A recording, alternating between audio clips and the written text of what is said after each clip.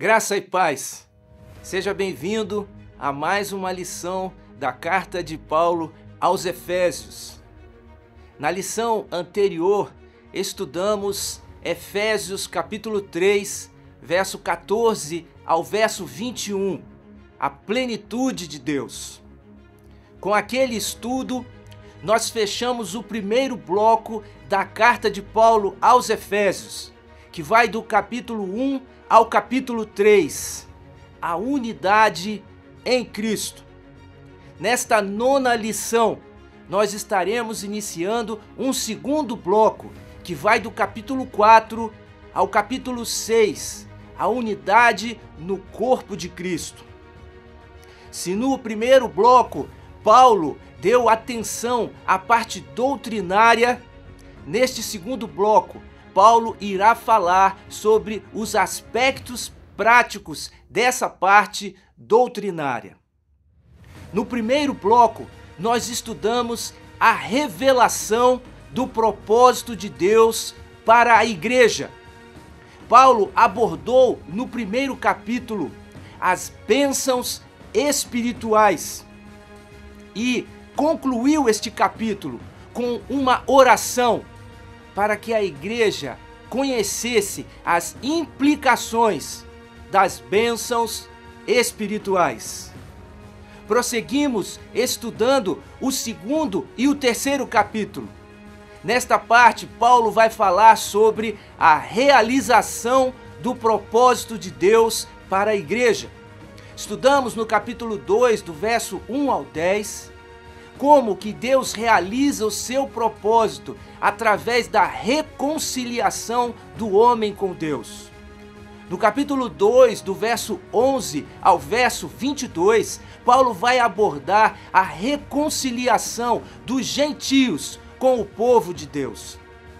No capítulo 3, do verso 1 ao verso 13, estudamos a revelação do mistério de Deus à igreja. E no capítulo 3, do verso 14 ao 21, Paulo faz uma oração para que os crentes sejam cheios de toda a plenitude de Deus. Paulo abordou como a igreja representa a multiforme sabedoria de Deus. E através das doutrinas que ele apresenta, nós temos que descobrir agora como colocar em prática esta realidade, a fim de que a igreja revele esta multiforme sabedoria. É o que Paulo vai fazer nesta segunda parte da sua carta, a unidade do corpo de Cristo. Ele vai falar sobre a prática do propósito de Deus pela igreja. Do capítulo 4, do verso 1 ao 16, ele vai falar da prática deste propósito na igreja local. No capítulo 4, do verso 17 ao capítulo 5, verso 21, ele vai falar da prática deste propósito na vida moral. No capítulo 5, do verso 22 ao capítulo 6, verso 9, ele vai falar dessa prática na vida social. E no capítulo 6, do verso 10 ao verso 20, ele vai falar sobre a luta espiritual. Nesta nona lição, estaremos estudando a prática do propósito de Deus pela igreja, na igreja local, no capítulo 4, do verso 1 ao verso 16. Algumas questões que são colocadas nesta lição. Como andar de modo digno da vocação? Em que consiste a unidade cristã?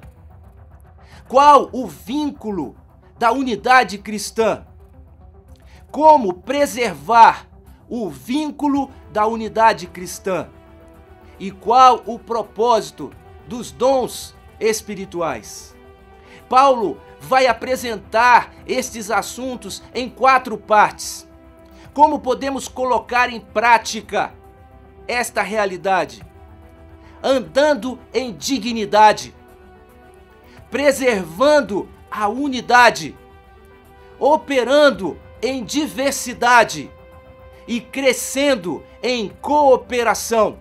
Veremos essas 4 partes que Paulo irá apresentar este assunto, iniciando em andando em dignidade. Efésios 4, capítulo 4, versículo 1, diz o seguinte: Rogo-vos, pois, eu, o prisioneiro no Senhor, que andeis de modo digno da vocação a que fostes chamados. Perceba que Paulo coloca uma oração, um pedido, uma exortação, rogando, pois, depois de tudo aquilo que ele havia apresentado nos capítulos anteriores. E é interessante notar que ele se apresenta como prisioneiro no Senhor e exortando e rogando para que andemos de modo digno. Parece contraditório uma pessoa que está presa, rogando para que andemos de modo digno. Mas é justamente por isso Paulo está preso, por andar de modo digno da vocação, cumprindo o seu ministério, cumprindo a missão que Jesus havia atribuído a ele. Ele é prisioneiro não de Roma, mas prisioneiro no Senhor, e tem condição de rogar a nós para que também andemos de modo digno da vocação com que nós fomos chamados. E que vocação é essa? Ele comentou em Efésios capítulo 1, verso 4. Assim como nos escolheu nele, antes da fundação do mundo, para sermos santos e irrepreensíveis perante ele. Somos então chamados para andar em santidade e irrepreensão perante Deus, na sua presença, andando de modo digno da vocação com que fomos chamados. Mas como podemos andar em dignidade? No verso 2, Paulo vai apresentar como podemos andar de modo digno. Com toda a humildade e mansidão, com longanimidade, suportando-vos uns aos outros em amor. Para andarmos de modo digno da nossa vocação, precisamos imitar o caráter de Cristo. E Paulo nos apresenta 4 virtudes que ele destaca que devemos imitar em Jesus Cristo: a humildade, a mansidão, a longanimidade e suportando uns aos outros em amor. Mas o que é humildade? Humildade é a virtude de quem aceita a verdade e que tem senso da realidade apurado, que não subestima, não se subestima, nem se supervaloriza, nem a ele e nem aos outros. Uma pessoa que é humilde, ela reconhece e assume os seus erros e acertos com naturalidade. A humildade, ela caminha junto da modéstia, da simplicidade, da despretensão, do despreendimento. A humildade, ela não combina com a altivez, com o orgulho, com a soberba, com a presunção e com a arrogância. A primeira virtude que devemos imitar em Jesus Cristo, para andarmos de modo digno da nossa vocação, é a humildade. Em Filipenses 2, do verso 5 ao 8, Paulo nos fala a respeito deste exemplo de Cristo. Tende em vós o mesmo sentimento que houve também em Cristo Jesus, pois ele, subsistindo em forma de Deus, não julgou como usurpação o ser igual a Deus. Antes, a si mesmo se esvaziou, assumindo a forma de servo, tornando-se em semelhança dos homens e reconhecido em figura humana. A si mesmo se humilhou, tornando-se obediente até a morte e morte de cruz.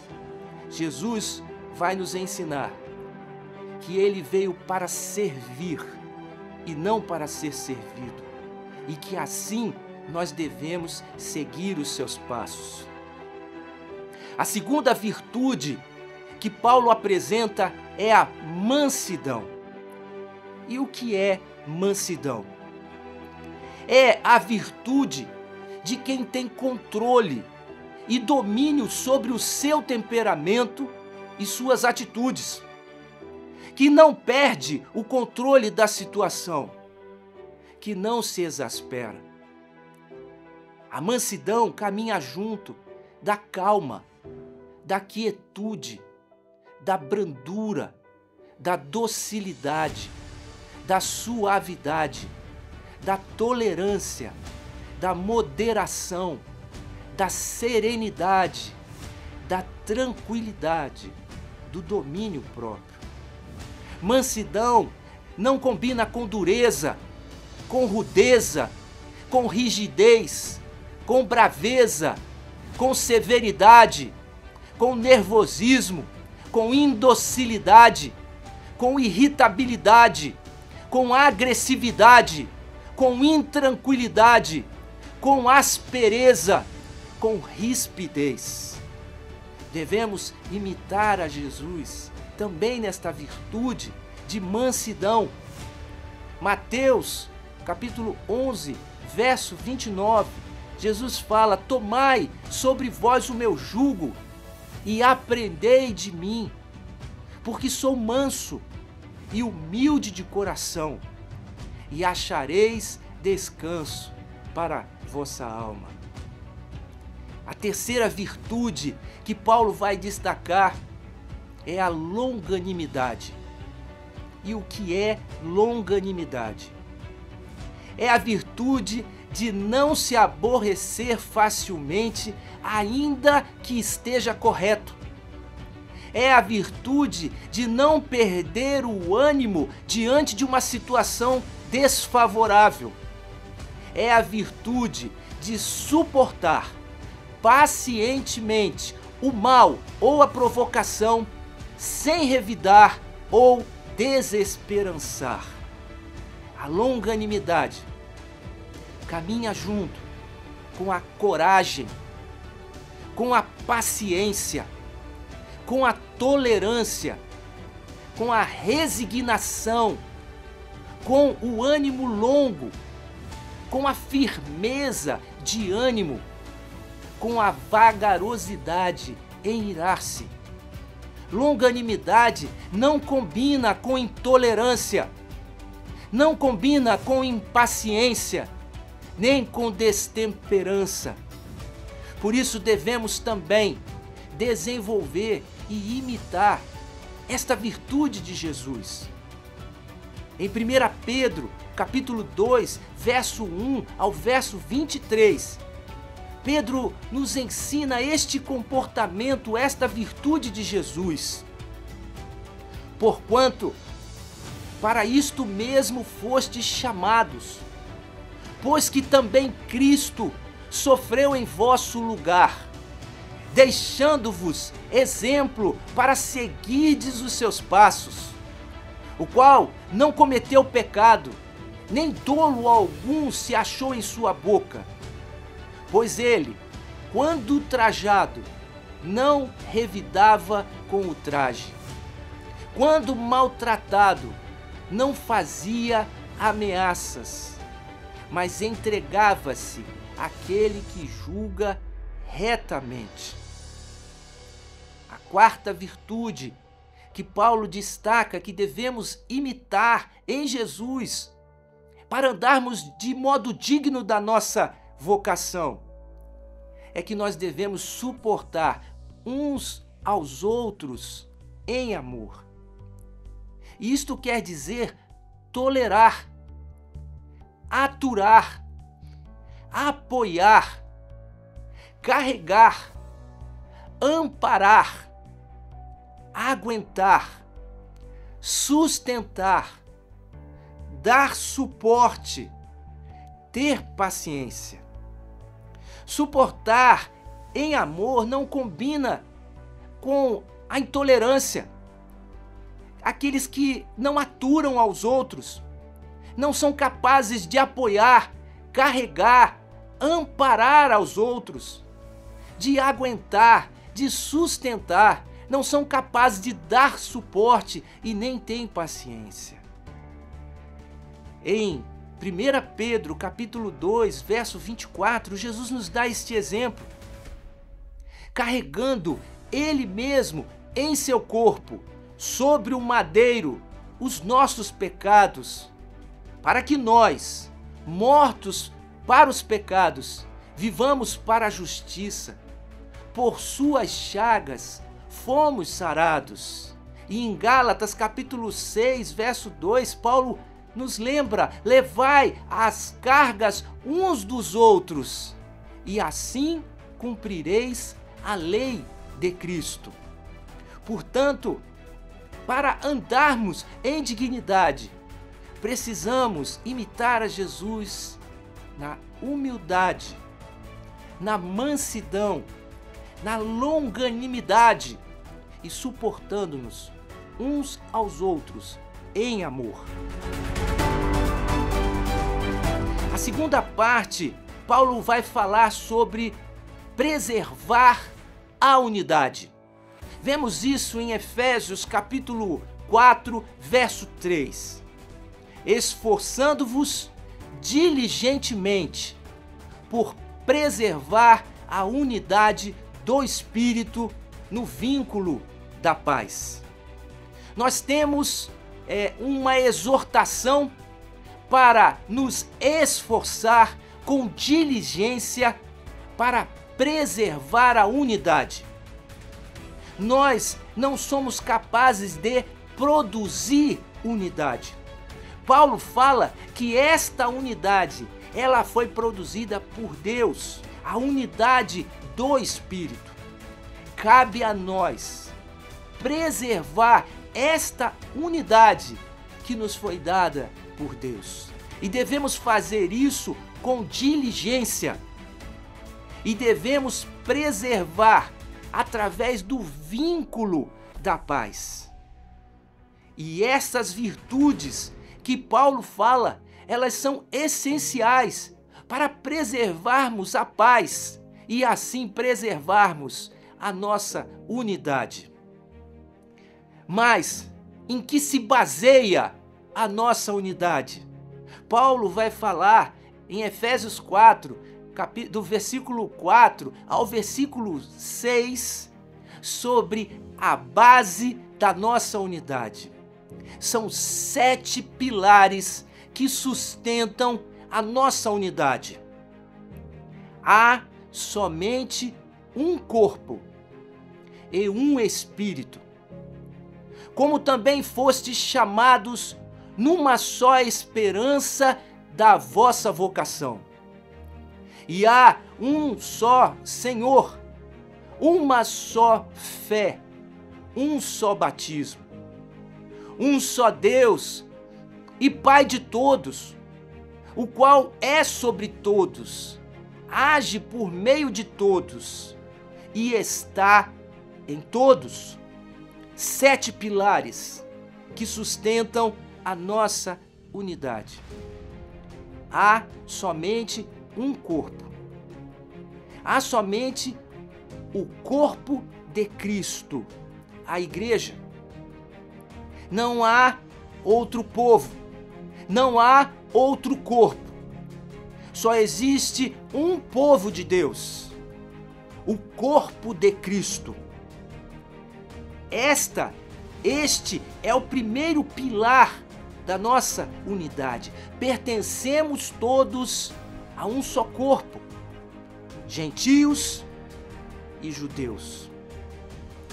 Há um só Espírito, que habita em nós, que nos guia, que nos santifica, que intercede por nós. Há um só Espírito e há também uma só esperança da nossa vocação. Fomos eleitos por Deus e Deus nos chamou para uma só esperança. E nesta esperança nós aguardamos que as suas promessas serão cumpridas. Há um só Senhor. Não é possível servir a dois senhores. E este Senhor é Jesus Cristo, que nos resgatou, a quem nós servimos, que nos comprou com o seu sangue e nos fez o seu povo. Há um só Senhor, a quem devemos obediência, a quem devemos conhecer na intimidade, compreender o comprimento, a largura, a altura e a profundidade do seu amor, a quem nós devemos obediência. Há uma só fé, nem em nenhum outro há salvação.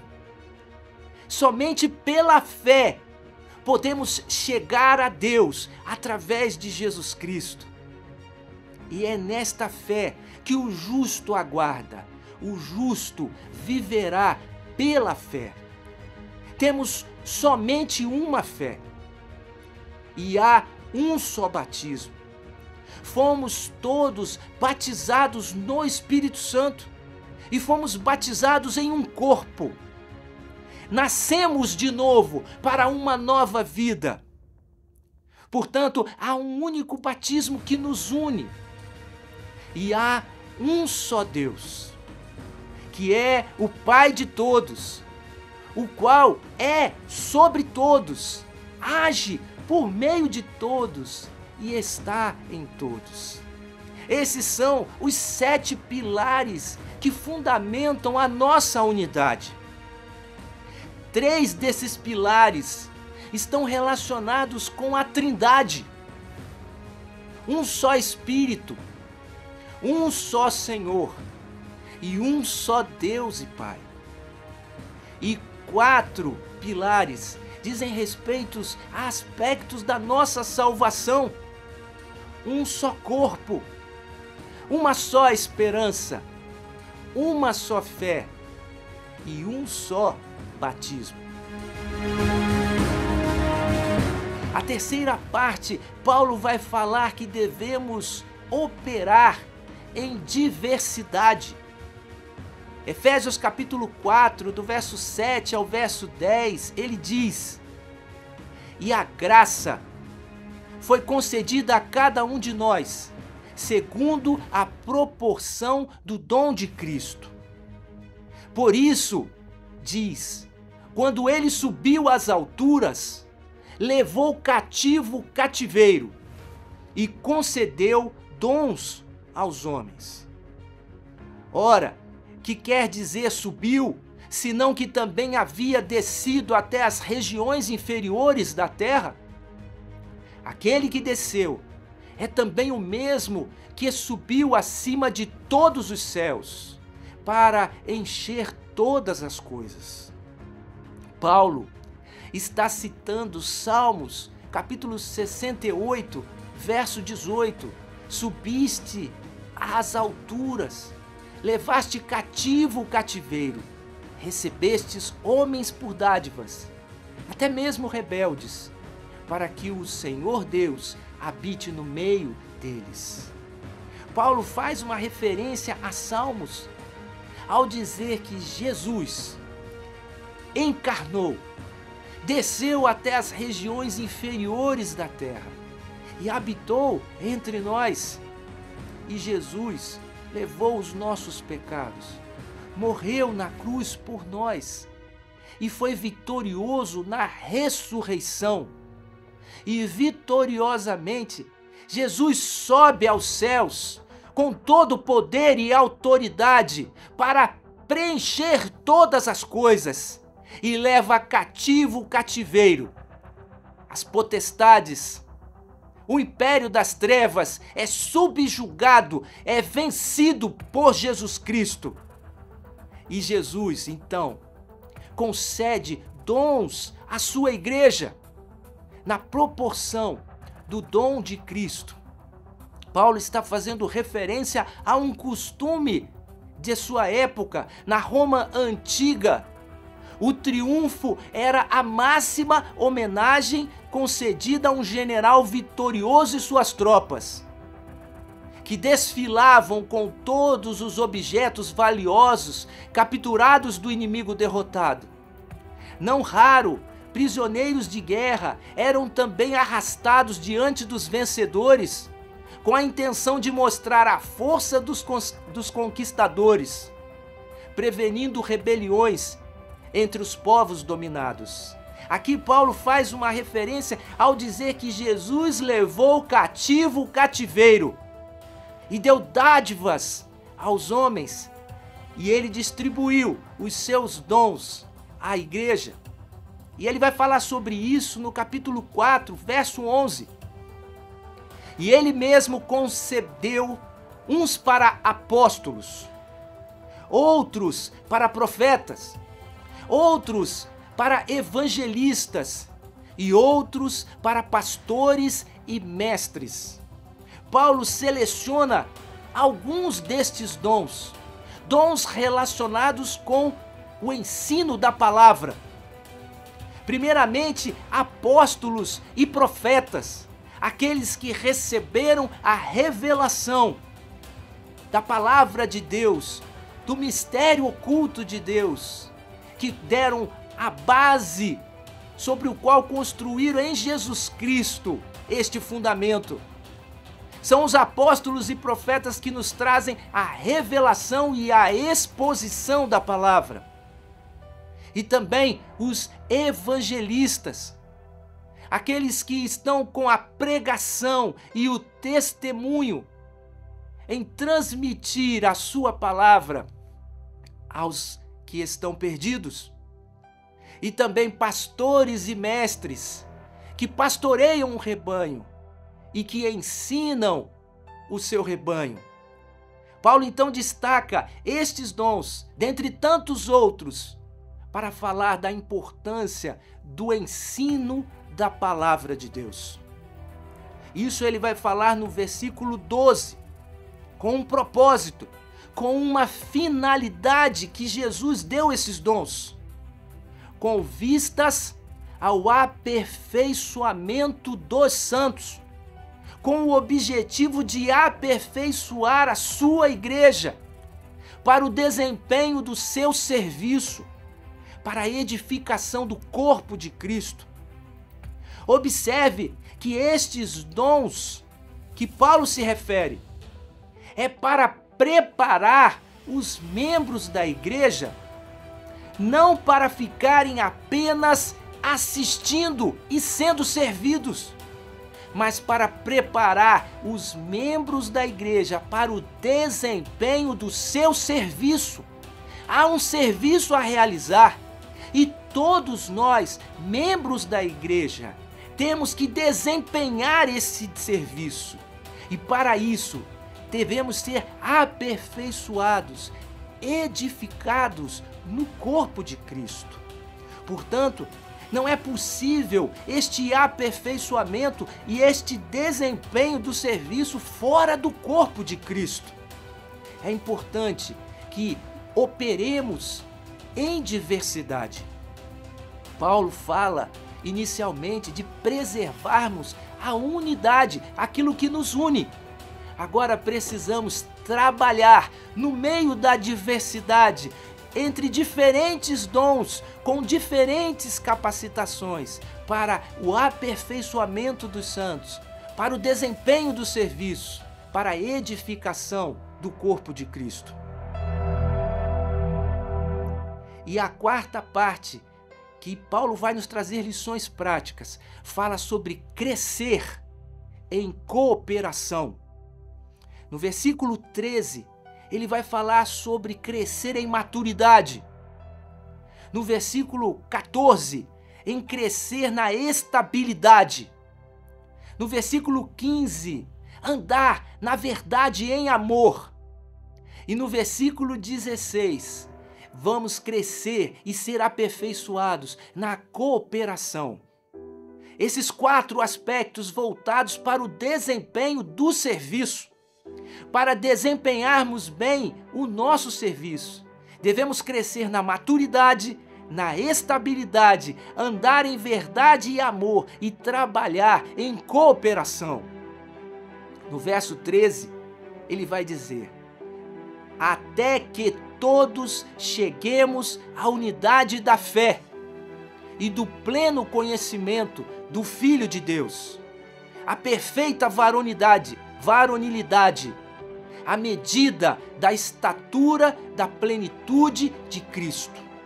O primeiro aspecto é crescer em maturidade, e há uma meta, até que cheguemos à unidade da fé, a compreensão das bases que sustentam a nossa unidade, ao pleno conhecimento do Filho de Deus, conhecendo a Jesus na intimidade, conhecendo a largura, o comprimento, a altura, a profundidade do seu amor, conhecendo e imitando o caráter de Cristo, até chegarmos à perfeita varonilidade, à estatura de maturidade de uma pessoa adulta, na medida da estatura da plenitude de Cristo.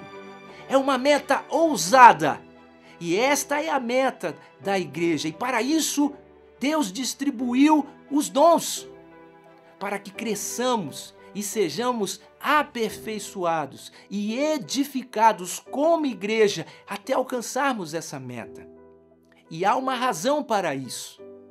No versículo 14, Paulo vai falar desse crescimento na estabilidade, para que não mais sejamos como meninos, agitados de um lado para o outro e levados ao redor por todo vento de doutrina, pela artimanha dos homens, pela astúcia com que induzem ao erro. Não podemos agir como meninos. Existem alguns que permanecem por muitos anos na igreja e continuam imaturos, agindo como meninos. E como age um menino, ele é ingênuo, ele tem pouca experiência. Ele é agitado de um lado para o outro, com novidades, com ventos de doutrina, de pessoas que agem com artimanha, com astúcia e querem introduzir o erro na igreja. Devemos crescer em maturidade e em estabilidade para alcançarmos a estatura de varão perfeito. No verso 15, ele vai falar sobre seguir a verdade em amor. Em vez de estarmos sendo levados de um lado para o outro e agitados com instabilidade, antes seguindo a verdade, temperada pelo amor, a verdade e o amor. Devemos crescer em tudo, naquele que é a cabeça, Cristo. O corpo deve crescer, e isto tudo nós devemos crescer no conhecimento, pleno conhecimento de Jesus Cristo. Esse é o objetivo ao seguir a verdade em amor. E no verso 16, ele vai falar sobre crescer em cooperação, de quem todo o corpo, bem ajustado e consolidado pelo auxílio de toda a junta, segundo a justa cooperação de cada parte, efetua o seu próprio aumento para a edificação de si mesmo em amor. Perceba como cada parte é importante, cada membro é importante e é diferente um dos outros. Há diferentes dons, se estivermos bem ajustados, consolidados pelo auxílio de toda a junta, com a participação de cada membro da igreja, e operando e cooperando, cada um fazendo a sua parte, então haverá o crescimento do corpo de Cristo. E tudo isto lubrificado, esta máquina, essas peças, essas juntas, todas lubrificadas, trabalhando em amor. Devemos tirar algumas reflexões desta lição. A primeira delas é a diferença entre habilidade e dom espiritual. A habilidade se refere à aptidão para cumprir uma tarefa específica com um determinado nível de destreza. Isso é diferente do dom espiritual. O dom espiritual se refere a uma capacitação vinda de Deus para exercer um ministério na igreja, e é para a edificação do corpo de Cristo. Há uma origem no dom, é uma origem que vem de Deus. Há um propósito no dom, a edificação do corpo de Cristo. Portanto, dom é diferente de habilidade, e você não encontrará o dom espiritual fora do corpo de Cristo. Para o seu crescimento, para a sua edificação, você precisa estar no corpo de Cristo. E você precisa cooperar, auxiliar, porque você é importante. E há um dom de Cristo em você para o serviço na igreja. Uma outra diferença é entre a unidade e a uniformidade. São dois conceitos diferentes. A uniformidade se refere à igualdade de forma, de costumes, de comportamentos ou de ideias, sem espaço para diferenças ou particularidades. A imposição da uniformidade prejudica o corpo de Cristo. Não é esse o objetivo, sermos todos iguais, quando na verdade devemos estar em unidade. A unidade se refere à união ou harmonia entre diferentes pessoas, com diferentes dons, reunidos pela obra reconciliadora de Cristo, sobre a base da unidade, os 7 pilares que Paulo se refere. Em 1 Coríntios, capítulo 12, versos 14, 19 e 20, Paulo alerta: porque também o corpo não é um só membro, mas muitos. Se todos, porém, fossem um só membro, onde estaria o corpo? O certo é que há muitos membros, mas um só corpo. Há muitos dons, há diversidade. Porém, devemos trabalhar em unidade, não apenas buscando uma uniformidade exterior, mas uma unidade interior. Portanto, Paulo nos ensina nesta lição como podemos andar em dignidade, como podemos preservar a unidade, como podemos operar em diversidade e como podemos crescer em cooperação. Você está andando em dignidade. Você está se esforçando para preservar a unidade no vínculo da paz. Você está operando na diversidade da igreja e você está crescendo e participando na cooperação. Pense nisto. Eu aguardo você na nossa próxima lição, quando estaremos estudando e prosseguindo no estudo de como podemos colocar em prática a obra de Deus realizada na igreja. Eu aguardo você lá.